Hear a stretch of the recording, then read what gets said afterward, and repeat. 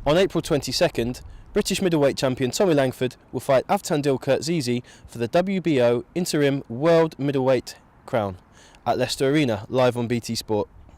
The 37-year-old Georgian is predicted to be Langford's toughest opponent so far, and with 21 knockouts to his name, the man labelled Mini Mike Tyson has already stated that he's coming to England to crack bones. I've come to Hall Green Boxing Club in Birmingham to see how Langford is preparing for the biggest fight of his career. Tommy, you're in week 5 of training now. How's your training going? It's going very well. Hard graft, but really enjoying it.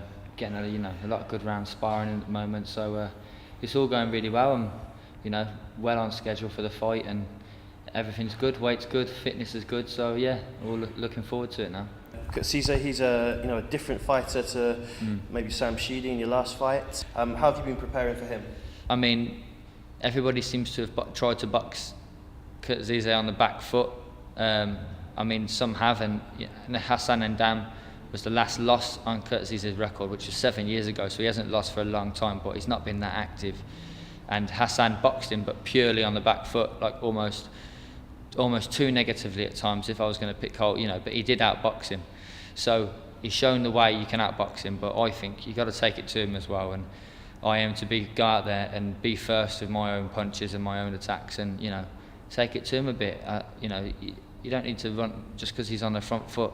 Don't need to run away from him. Just need to be quick and get him before he gets you.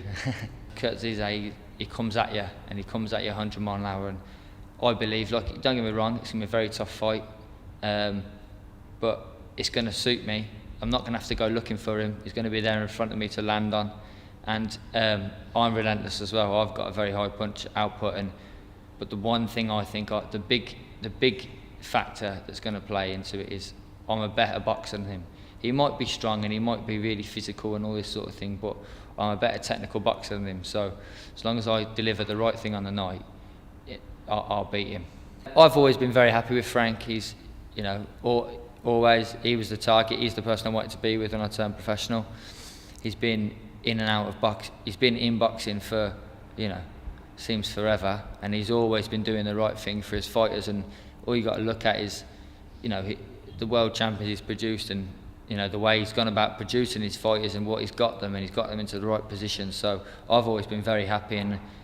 But the added thing now, the BT Sport connection is, it's massive. It opens up to a whole different audience, huge exposure.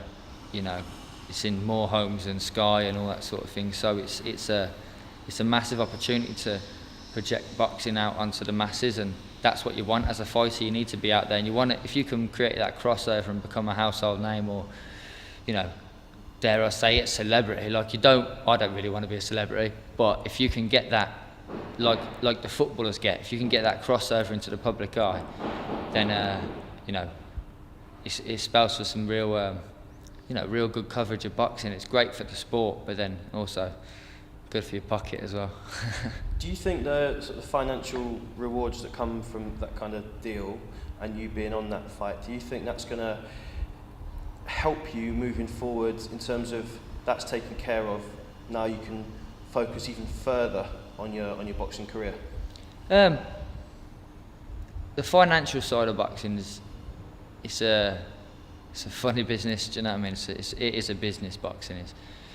Don't get me wrong, if you get a massive fight and you get a huge payday and then you're set up for life, fantastic. That doesn't happen to many fighters. Be very lucky if it does, but obviously by winning this fight, all being well, then I'm in the picture with the real elite of the middleweight division. Then you genuinely are talking about Golovkins and Canelos and people like that.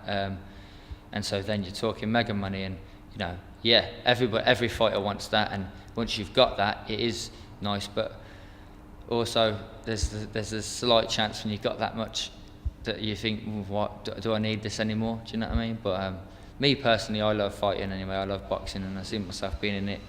I want longevity. I want to be in the sport for a long time. So regardless of money, I'm going to be doing it.